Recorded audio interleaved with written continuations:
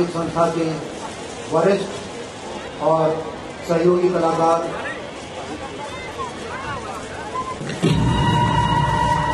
सन 1857 जब मेरठ की छावनी से मंगल पांडे ने अंग्रेजों के खिलाफ विद्रोह का बिगुल फूंका तो उसकी एक चिंगारी ने पूरे देश में अग्नि की ज्वाला को भड़का दिया। अब अंग्रेजों के खिलाफ जो आंदोलन दबे और सांकेतिक रूप से चल रहे थे, उन आंदोलनों ने मुखर होकर अपना स्वरूप और उग्र कर लिया। असम से लेकर बंगाल, उड़ीसा, महाराष्ट्र, उत्तर प्रदेश इत्यादि भारत के सभी राज्य अंग्रेजी हुकूमत को जड़ से उखाड़ फेंकने के लिए प्रतिबद्ध हो चुके थे। क्या औरत, क्या मर्द, क्या बूढ़े, क्या बच्चे सभी इन आंदोलनों में अपने जीवन की बगैर परवाह के अपना सर्वस्व लुटाकर कूद पड़े थे, क्योंकि उन्हें स्वतंत्र भारत की वो सुबह देखनी थी जहां वो खुलकर आजादी की सांस ले सके। 1857 की क्रांति की आग झांसी में भी जल रही थी, जहां बनारस की एक बेटी मनु, जो अब झांसी की रानी लक्ष्मीबाई थी, अंग्रेजों के खिलाफ डटकर खड़ी थी। वहीं उनके साथ उनका साथ दे रही थी भुजला गांव के एक साधारण बुनकर परिवार की एक लड़ाका झलकारी बाई। झलकारी के सर पर न रानी का ताज था और न ही सत्ता, फिर भी अपनी मिट्टी के लिए वो जी जान से लड़ी। एक ऐसी वीरांगना जिसने अपनी रानी और अपने देश को बचाने के लिए अपना सर्वस्व न्यौछावर कर दिया। हम बात कर रहे हैं झांसी की रानी की परछाई बनकर अंग्रेजों से लोहा लेने वाली झलकारी बाई की। 6 जून 1857 को झांसी के किले पर अंग्रेजों ने हमला बोल दिया। चारों तरफ से गोलीबारी जारी थी।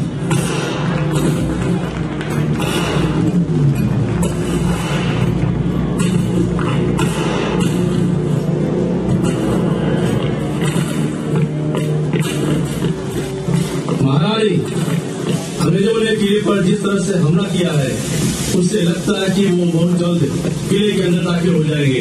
हाँ महारानी, उन्होंने किले के दक्षिणी द्वार पर आग लगा दी है, जो बहुत तेजी के साथ आगे बढ़ रही है और बहुत जल्द वो पूरे किले को अपने गिरफ्त में ले लेगी। अब चाहे जो हो जाए, मैं झांसी में उन घोड़े फिरंगियों को तबाह करके रख दूंगी। मैं किसी भी कीमत पर उन्हें किले के अंदर नहीं घुसने दूंगी। लेकिन महारानी, मेरी लाभ को कुछ हो गया तो अंग्रेजों के खिलाफ जो ये मशाल आग में जला रखी है वो बुझ जाएगी। हाँ महारानी, नाना भोपटकर ठीक कह रहे हैं। इन फिरंगियों के खिलाफ जो अग्नि आपने जलाई है, उसके लिए आपका रहना बहुत जरूरी है। और महारानी, आप ही ने तो कहा था कि मैं न सिर्फ आपकी तरह दिखती हूँ, बल्कि आपके जैसा लड़ाकापन है मुझ में। आप बेटे दामोदर राव को लेकर तुरंत इस किले के गुप्त द्वार से निकल जाइए। इस बात की खबर हमारे किसी सैनिक को भी नहीं होनी चाहिए। मैं आपके कपड़े पहनकर इन गोरे सिपाहियों को रोकती हूँ। लेकिन झलकारी, तुम अकेले ये कैसे करोगी? महारानी, मैंने बचपन में एक बाघ को अकेले ही मारा है, अकेले डाकुओं से अपने पूरे गांव को बचाया है। और महारानी, आपने ही तो एक बार कहा था कि मैं चाहती हूँ कि सभी जातियों के लोगों को बंदूक और तोप चलाना सिखाया जाए, खास करके महिलाओं को। आपकी इन्हीं बातों ने तो हमें इस विद्रोह का सिपाही बनाया है। आप मुझ पर विश्वास रखिए, ये गोरे हमारी इस मिट्टी के एक कण को भी छू नहीं पाएंगे। ठीक है झलकारी, मुझे तुम पर पूरा विश्वास है। अब झांसी तुम्हारे हवाले है।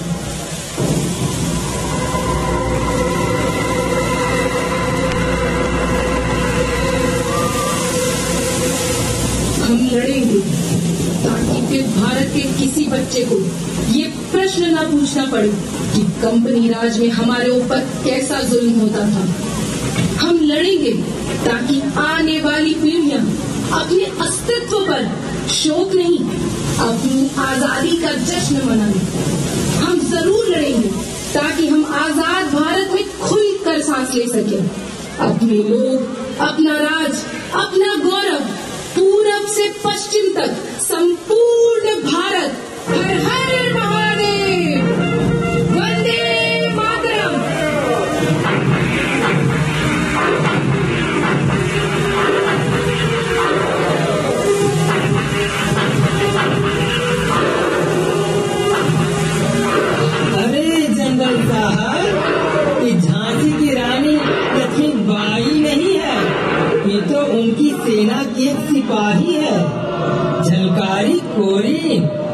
लगता है रानी ने हमें धोखा देकर हमारे खिलाफ कोई नई रणनीति बनाई है। Oh my God! और लड़की थोड़ी सी नीचे तक थोड़ी मौत आ गई है। अरे ओ गोरे, मार दे, मैं मरने से नहीं डरती। जैसे झांसी के किले और अपनी मिट्टी को बचाने के लिए इतने सिपाही मरे, वैसे मैं भी सही। लेकिन सुन, अपने जीते जी मैं तुझे भारत की मिट्टी का एक कण तक छूने न दूंगी। हर हर महादेव, वंदे मातरम।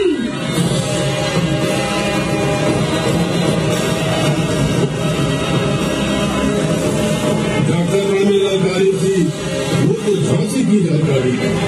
गोरू से लड़ना सिखा गई, इतिहास में झलक रही, वह भारत की ही नारी थी।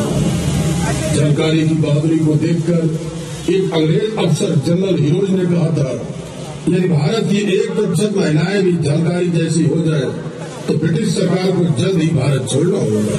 सन 1857 के विद्रोह की आग उत्तर प्रदेश के लखनऊ में भी धधक रही थी। जब विद्रोह शुरू हुआ तो लखनऊ के नवाब वाजिद अली शाह को अंग्रेजों ने कलकत्ता निर्वासित कर दिया था। उस समय विद्रोह का परचम उनकी बेगम हजरत महल ने उठाया। लखनऊ के पास चिन्हट नाम की जगह पर नवाब की फौज और अंग्रेजों के बीच टक्कर हुई। इस लड़ाई में उदा देवी पासी के पति मक्का पासी मारे गए।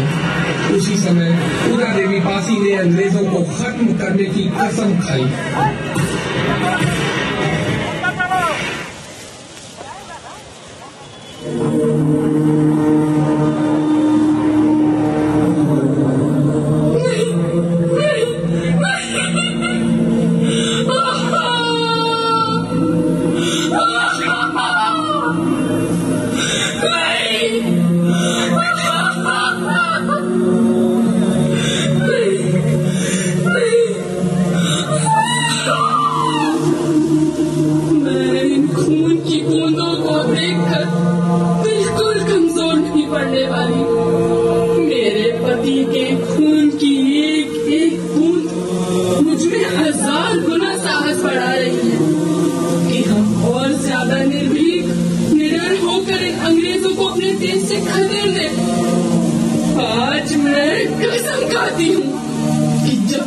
अपने देश को इन अंग्रेजों से मुक्त न करा लूं, मैं चैन से नहीं बैठूंगी।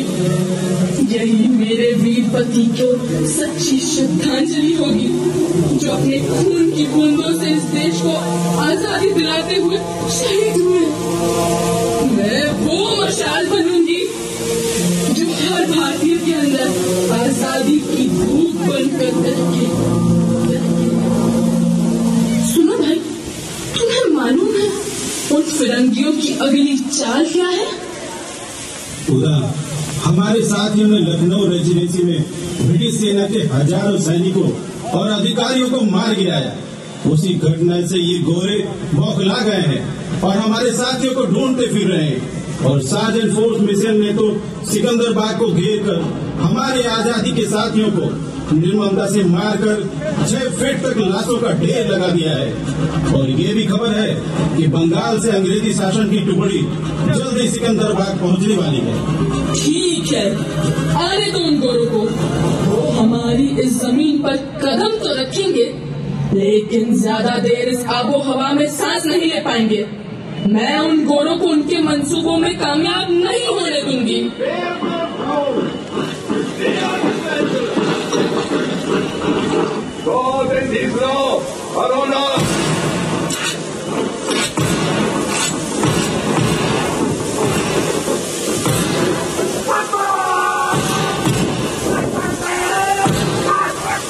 ये गोलियां कहां से आ रही हैं? कौन चला रहा है? सर मिशेल, तब मालूम नहीं चल पा रहा है कि ये गोलियां कहां से और कौन चला रहा है। जो भी है, हमें जल्दी से काबू में करना होगा उसको। उसने हमारे 32 सिपाहियों को मार गिराया है। देखो, गोलियों का घाव ऊपर से नीचे की तरफ का है। इसका क्या मतलब है सर? इसका मतलब है गोलियां इस बेल्ट के ऊपर से कोई चला रहा है। Unbelievable! Arms! Point the trigger and fire!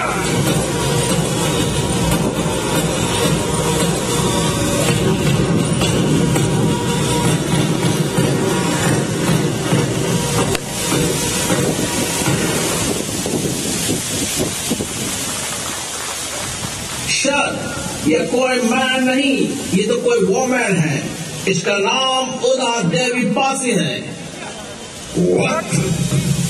Unbelievable! Such a brave lady I have not seen in my life.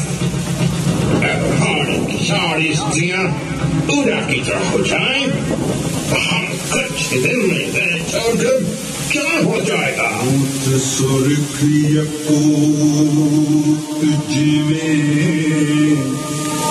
लाल चमक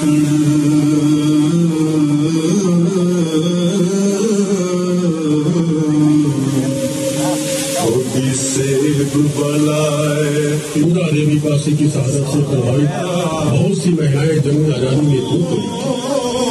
भारत की ऐसी वीरांगनाओं से भरे हमारे देश में एक और वीरांगना मां थी, जिसके मात्र 12 साल के बेटे ने अंग्रेजों की मनमानी करने से मना कर दिया और अंग्रेजों की गोलियां खाकर वीर कहलाया। ये कहानी है साल 1938 की। अंग्रेजों ने अब तक भारत में अनेक क्रांतिकारियों की वीरता देखी थी। अब बारी थी मात्र 12 साल के क्रांतिकारी की बगावत देखने की। ये महान क्रांतिकारी थे आजादी की लड़ाई में सबसे कम उम्र में शहीद होने वाले उड़ीसा के बाजी राउत की। 1926 में उड़ीसा के ढेकनाल में एक नायक परिवार में जन्मे बाजी राउत के पिता की मृत्यु बचपन में ही हो रही थी। मां ने मेहनत मजदूरी करके उन्हें पाला।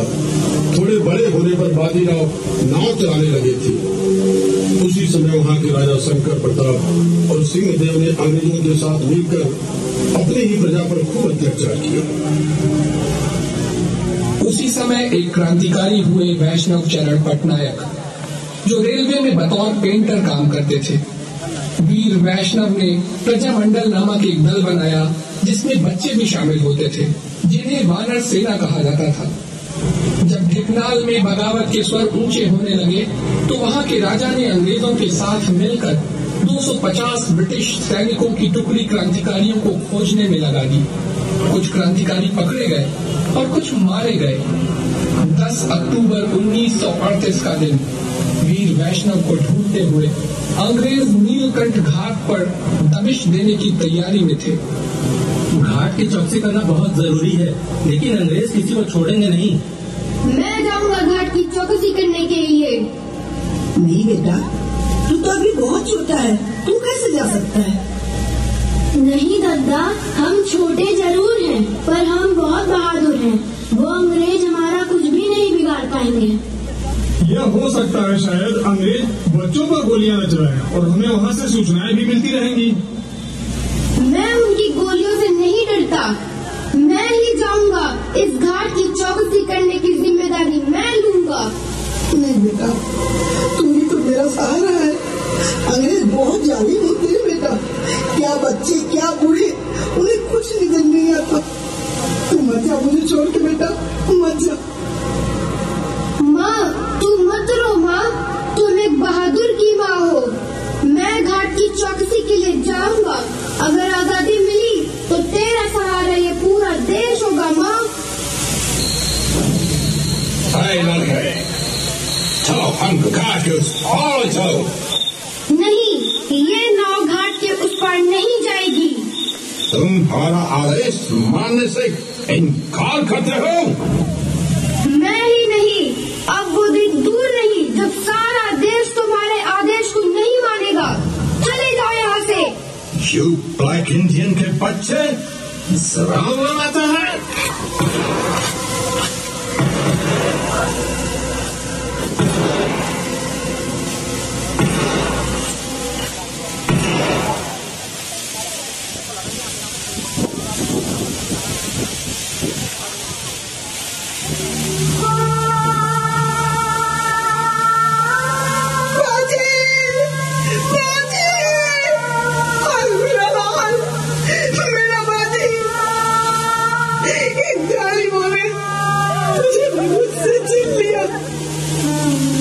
शायद मेरी दुआओं में कोई कमी नहीं होगी, जिससे मेरी गोद हमेशा के लिए खाली हो गई। अब मैं किसी लोरिया सुनाऊंगी, कौन मुझे माँ कह के मेरे शरीर से लिपटेगा। मेरे ये हाल अब किसे खाना खिलाएंगे बेटा? अब मैं किसे बुलाऊंगी? तुमने कहा था ना ये देश मेरा सहारा बनेगा, तो अब मैं भी इस देश के लिए जीऊंगी। तेरे खून के एक एक कतरे का हिसाब में रोज अंग्रेजों के 10-10 कटे सिर बिना देखे मेरा सोना हराम होगा। सुनो जालिम अंग्रेजों, अब भारत की हर एक माँ बाजी ही जलेगी जो अंग्रेजी सभ्यता का नाश कर देगी। इसी भारत की जमीन पर एक एक मरे हुए बेटे की माँ की सौगंध है। वंदे मातरम, वंदे मातरम, वंदे मातरम। माँ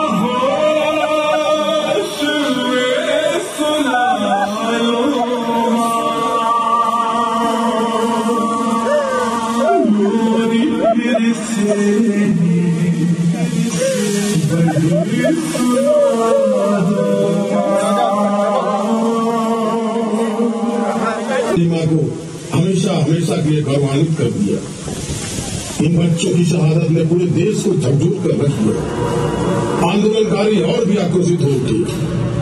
ऐसे ही एक और क्रांतिकारी थे खुदीराम बोस।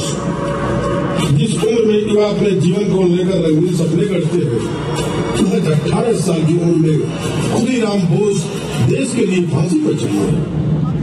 खुदीराम बोस का जन्म 3 दिसंबर 1889 को बंगाल के मिदनापुर जिले के हबीबपुर गांव में हुआ था। साल 1905 बंगाल विभाजन के बाद खुदीराम बोस देश को आजादी दिलाने के लिए 9वीं कक्षा के बाद पढ़ाई छोड़कर आजादी के आंदोलन में कूद पड़े थे। खुदीराम बोस रिवोल्यूशनरी पार्टी के सदस्य बने और 6 दिसंबर 1907 को बंगाल के नारायणगढ़ रेलवे स्टेशन पर किए गए बम विस्फोट की घटना में शामिल थे, जिसके बाद उन्हें एक क्रूर अंग्रेज अधिकारी किंग्सफोर्ड को मारने की जिम्मेदारी मिली और इसमें उन्हें प्रफुल्ल चंद्र चाकी का साथ भी मिला। दोनों बिहार के मुजफ्फरपुर जिले पहुंचे और एक दिन मौका देखकर उन्होंने किंग्सफोर्ड की बग्घी पर बम फेंक ही दिया।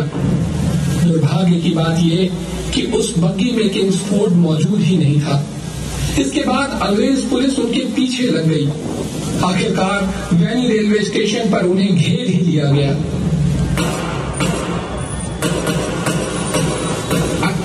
हमारा हवाला कर दो। हमारे देश को छोड़कर चले जाओ। ये देश हमारा है और इसके लिए हम अपनी जान भी दे देंगे।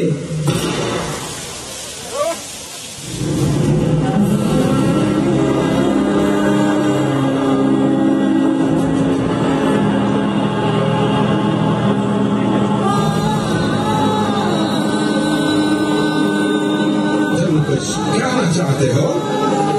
हाँ, मैं ये बताना चाहता हूँ कि बम कैसे बनाए जाते हैं। तुम क्यों बताना चाहते हो? ताकि मेरे देश का हर नौजवान, बच्चा, बूढ़ा सभी बम बनाए और तुम्हारी इस अंग्रेजी हुकूमत की जड़ों पर ऐसा धमाका करे कि फिर कोई कभी हमारी भारत माता की तरफ, इस मिट्टी की तरफ आंख उठाकर भी ना देख सके। वंदे मातरम। क्या तुम फांसी पर चढ़ने के तैयार हो? जी बिल्कुल। अपने इस देश की आजादी के लिए एक बार तो क्या, मैं हजारों बार तुम्हारी सूली पर चढ़ने को तैयार हूँ।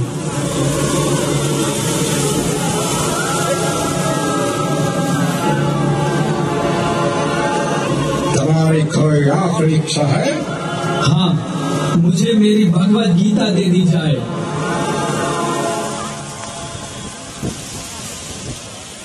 देश से है प्यार तो हर कोई कहना चाहिए। मैं रहूं या ना रहूं, भारत ये रहना चाहिए। सिलसिला ये 27 को चौरी चौरा की घटना के बाद गांधी जी ने असहयोग आंदोलन वापस ले लिया था। गांधी जी के इस फैसले से युवा क्रांतिकारियों को झटका लगा, क्योंकि बड़ी उम्मीदों के साथ बड़ी संख्या में लोग इस आंदोलन के साथ जुड़ गए थे। इसी के साथ एक नई घटना की नींव पड़ी। आंदोलन से निराश युवाओं ने निर्णय लिया कि वे एक पार्टी का गठन करेंगे। चंद्रशेखर आजाद और रामप्रसाद बिस्मिल की अगुवाई में हिंदुस्तान रिपब्लिकन एसोसिएशन की स्थापना हुई। इसमें सचिंद्रनाथ सान्याल, भगत सिंह, योगेश चंद चटर्जी और अशफाक उल्ला खां, राजेंद्र लाहिड़ी, ठाकुर रोशन सिंह, सचिंद्र बख्शी, केशव चक्रवर्ती, बनवारी लाल मुकुंद और मनमथ नाथ गुप्ता जैसे युवा क्रांतिकारी शामिल थे। 9 अगस्त 1925 को लखनऊ से 8 मील दूर काकोरी स्टेशन से एक पैसेंजर ट्रेन आगे बढ़ती है।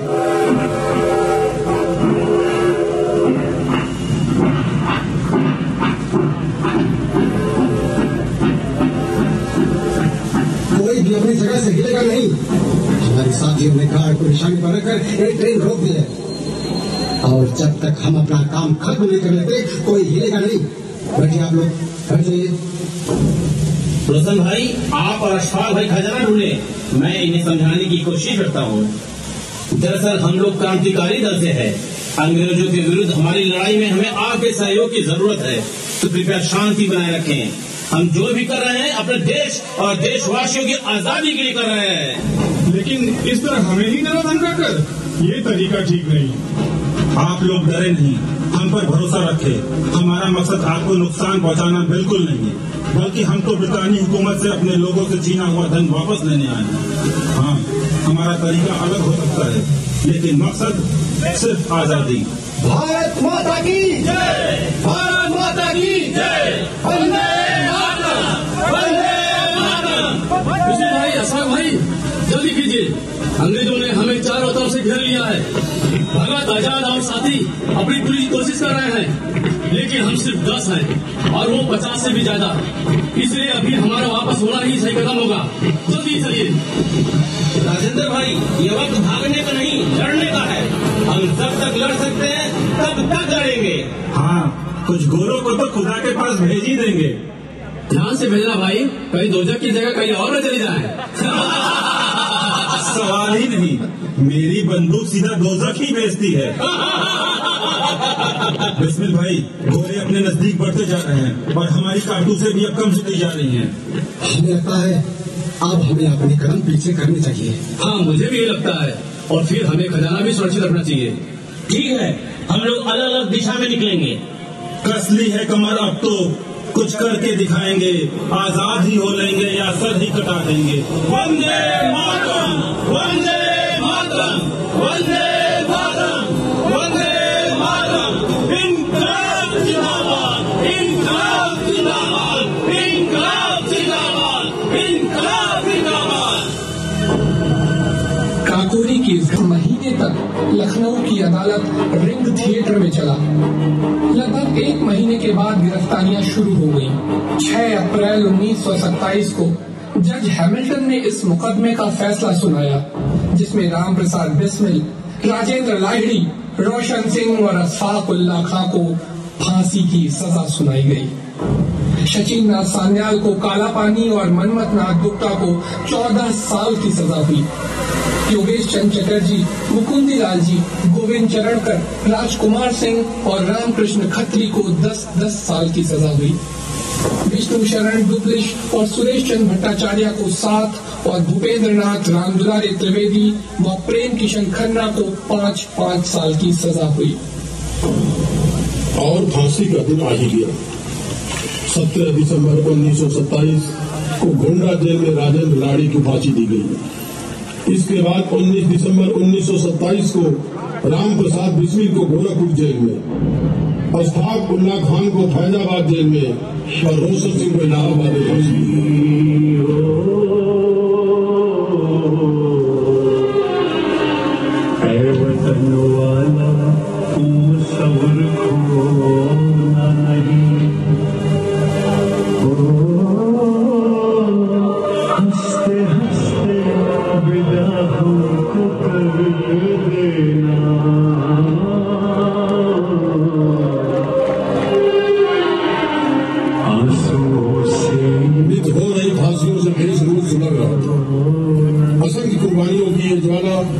अंगार बल देश की हर कोर की रगों में बहने लगी थी। गर्म बल और नरम बल भले दो अलग अलग विचारधाराएं थी, लेकिन दोनों का एक ख्वाब आजादी था। सन 1942 जब पूरे देश में स्वतंत्रता आंदोलन तेज हो गए थे, तब गांधी जी के नेतृत्व में अंग्रेजों भारत छोड़ो आंदोलन पुरजोर तरीके से पूरे देश में फैल गया। गांधी के इस अहिंसक आंदोलन ने देश के कोने कोने में ऊर्जा का काम किया, जो आज भी इतिहास के पन्नों में दर्ज है। देश के उत्तर पूर्व के असम राज्य में भी एक ऐसा ही गौरवशाली इतिहास हमेशा हमेशा के लिए दर्ज हो गया। कनकलता बोरुआ के नाम 22 दिसंबर 1924 को असम के गोहपुर में जन्मी कनकलता ने 13 वर्ष की उम्र में ही अपने माता पिता को खो दिया, जिसके बाद वो अपने नानी नाना के घर रही और अपने मामा देवेंद्र नाथ और यदुराम बोस से स्वतंत्रता आंदोलनों के बारे में सुनती समझती हुई बड़ी हुई। एक दिन एक विशेष आंदोलन सभा में अपने मामा के साथ वो शामिल हुई।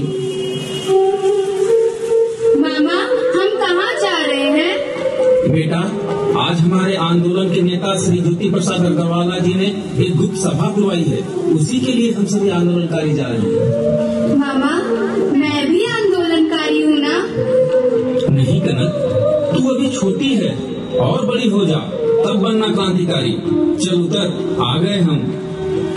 मेरे प्यारे देशवासियों, गांधी जी के नेतृत्व में अंग्रेजों भारत छोड़ो का नारा अब हमें अपने असम में भी बुलंद करना है, जिसके लिए आगामी 20 सितंबर को हमारी मृत्यु वाहिनी की तरफ से नजदीकी पुलिस स्टेशन के शीर्ष पर अपना तिरंगा फहराना है। लेकिन याद रहे, हमें गांधी जी द्वारा बताए गए अहिंसा के मार्ग पर चलकर ही ये तिरंगा पुलिस स्टेशन के शीर्ष पर फहराना है। वो हम पर लाठी बरसाएंगे, निश्चित रूप से गोलियां भी चलाएंगे, फिर भी हमें अहिंसा के रास्ते से विमुख नहीं होना है। अब हम सबको मिलकर यह निश्चित करना है कि मृत्यु दल की अगुवाई कौन कौन करेगा। अगर आप में से कोई आगे नहीं आना चाहता है तो मैं करूंगी मृत्यु दल की अगुवाई। मैं अपना तिरंगा लेकर सबसे आगे चलूंगी। अरे नहीं कनक, तू तो अभी बच्ची है, तू इस आंदोलन में मृत्यु दल का नहीं, शांति दल का हिस्सा बन। हाँ कनक, हम भी तेरे साथ हैं। हाँ कनक, तू आगे बढ़, हम भी तेरे साथ कंधे से कंधा मिलाकर चलेंगे। मृत्यु दल की अगुवाई क्या सिर्फ औरतें ही करेंगी? हम युवतियों को अपना समझने की भूल न कीजिए। आत्मा अमर है, नाशवान है तो मात्र शरीर। हम किसी से क्यों डरे, करेंगे या मरेंगे। स्वतंत्रता हमारा जन्मसिद्ध अधिकार है। वंदे मातरम। नहीं बेटा कनक, तू कैसे जा सकती है? 4 दिन बाद तो तेरी शादी होने वाली है। मैंने तो तेरे लिए शादी का जोड़ा भी बनवा लिया, ये देख। माँ, तेरी यही इच्छा है ना कि मैं ये जोड़ा पहनूं? तो ठीक है, मैं कल इस जोड़े को पहनकर ही अपना तिरंगा फहराऊंगी।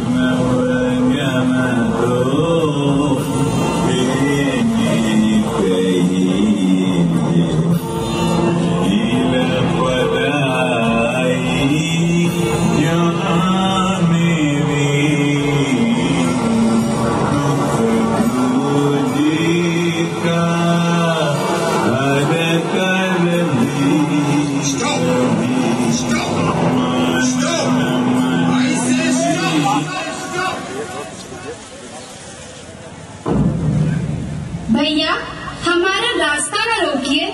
हम बापू के सिपाही हैं। हम आपसे संघर्ष करने नहीं आए हैं। हम तो थाने पर तिरंगा फहराकर स्वतंत्रता की ज्योति जलाने आए हैं। उसके बाद यहाँ से हम चले जाएंगे।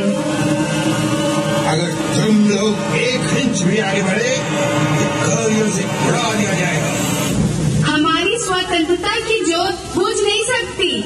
तुम गोलियां चला सकते हो, पर हमें कर्तव्य से विमुख नहीं कर सकते। हम गांधी के सिपाही हैं। हमने करो या मरो की कसम खाई है। हम अपना आंदोलन तब तक जारी रखेंगे जब तक हम अपने देश की आजादी की सुनहरी